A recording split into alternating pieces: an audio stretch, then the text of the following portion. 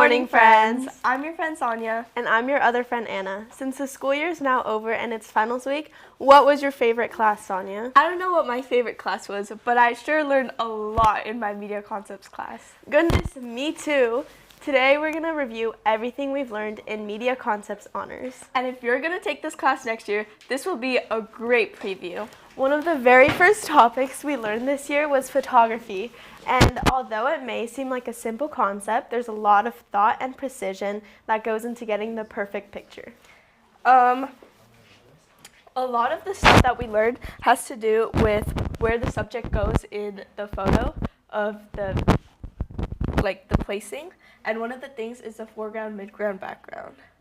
As you can see in this picture, we have a foreground of the plastic and then the background of the wall. And then that adds more focus on the midground, which is the person. It just adds complexity and depth to the photo to make it look prettier. And same with this one. As you can see, there's a large background and there's some papers in the foreground, and then the subject is in the midground. The next topic is the rule of thirds, which is again depends on the placement of the subject. These are some examples. As you can see, she's in the upper third of this one. And same with him. We learned so much in photography, but your photos always turned out so much better than mine. How do you do it? Well, I have a little secret, but since you asked, I won't gatekeep. Now let's head over to Sydney Bidney and Hannah Banana, and they'll show you. At the start of the year, we started off by learning about Photoshop, and we went through a bunch of different tutorials to teach us how to properly use the app. There was a bunch of different tutorials, and one of them was learning about selection. So we learned how to select different pieces to manipulate the background, specific pieces, and put everything together, which is really helpful when you're trying to figure out how to really maneuver around the app. But that's not really what we use Photoshop for, so here's Sydney to show you the fun side. Here, Hannah starts with a beautiful photo of me, and she's just able to make that background bigger. First, she begins to select my face, and she's just going around, getting my hair, selecting the parts that she wants. Then she goes and inverts that, so she is selecting around my face, and she uses the generative fill feature to do a scary forest. I wonder what Photoshop will give us now. Now she's given 3 different options and she picks the third, but Photoshop gives us these weird white lines that we don't want, so she goes in with the spot healing tool. First she makes her brush bigger so she's able to get all those white lines, and she just draws right over them, and Photoshop is able to correct those spots using the background.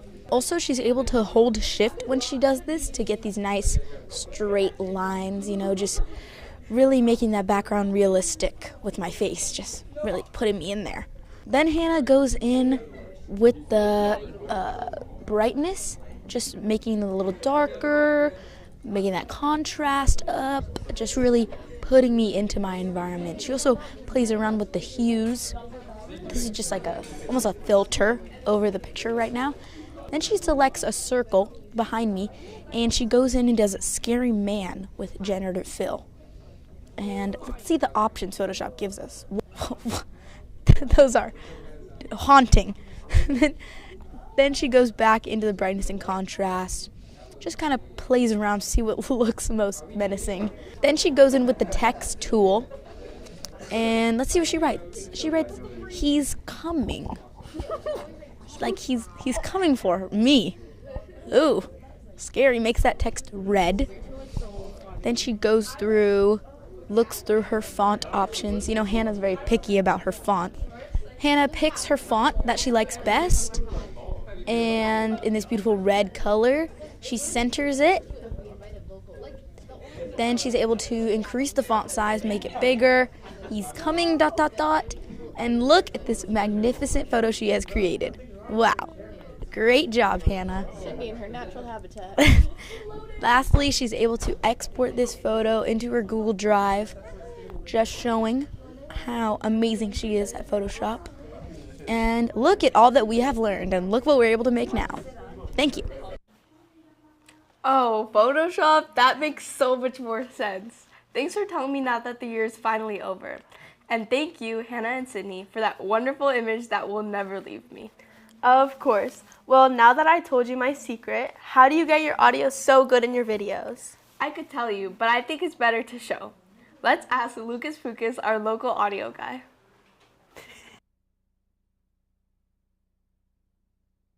Hello everybody, so today we're going to go over how to use a Tascam. So to turn it on, you're going to press this button right here on the left side, and you're just going to hold it down until you see this screen show up. It's like the little gears turning. After that, you're just going to hit yes right here. Should be the middle button. Just hit that. After that, you'll be on this screen right here. And so to set up the microphone, you're going to find the one of the 3 dots like this.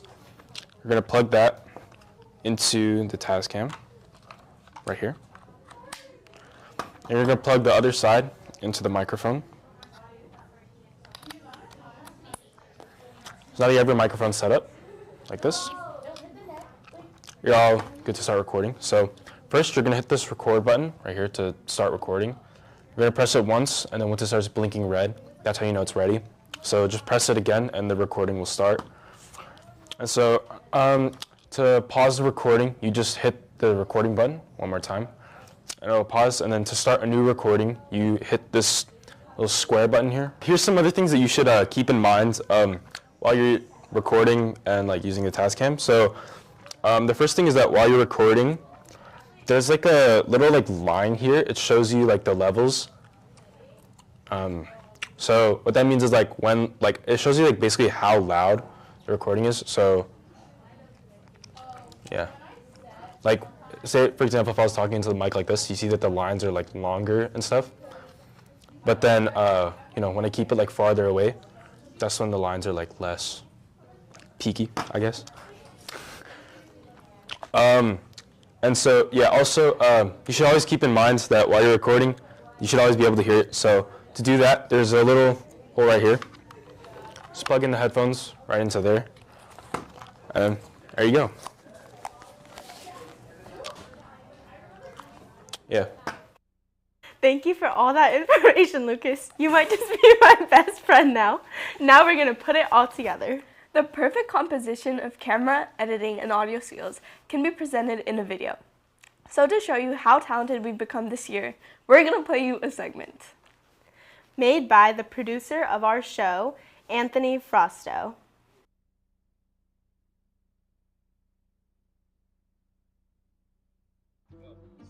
What's up, guys? It's Tony, back with the Tony's Foodies here, and today we are at the corner of Harbor and Chapman trying out Palapas Tacos, the carne asada fries, with special guest Johnny Galante. Honestly, when walking in here, it felt kind of bland. It wasn't too many decorations, but the customer service was really good. And while it was empty, it was also around 4 p.m. on a weekday, so I didn't expect too many people that are going to be in there. But decorations were pretty nice. This wall art was pretty cool too. And yeah. Received the package.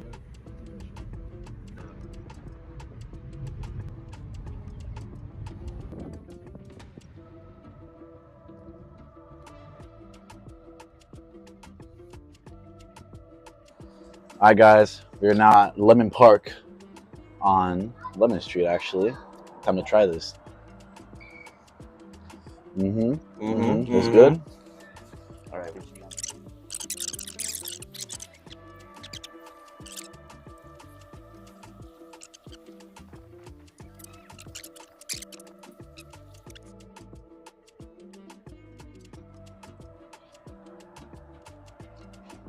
What you think? It's pretty good.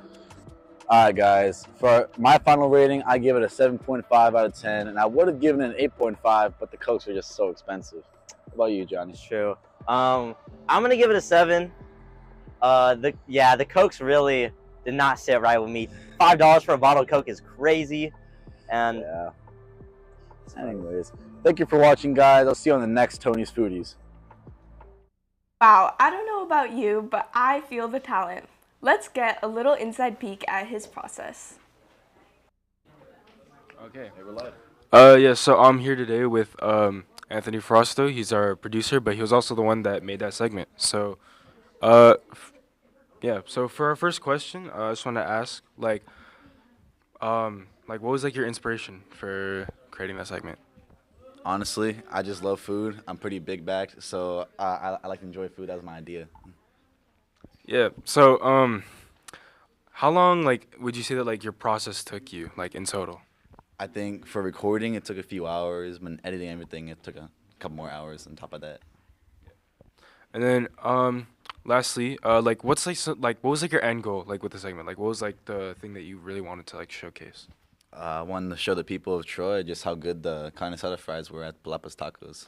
It's really good. You should try it. All right. Thank you, Anthony.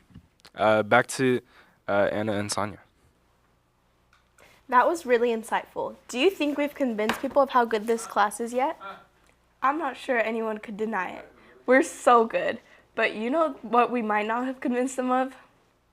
Well, how funny we are? Yes, that's what I was gonna say. Now for the jokes of the day.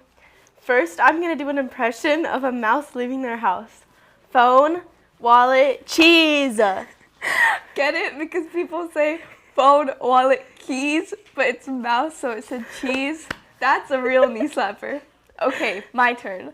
What did one plate say to the other? What? Lunch is on me now. Oh, I get it. And now we're gonna do an impression of two muffins sitting in the oven. Wow, it's pretty hot in here. Wow, a talking muffin. That's a good one. That's all for today, friends. Have a fantastic Tuesday.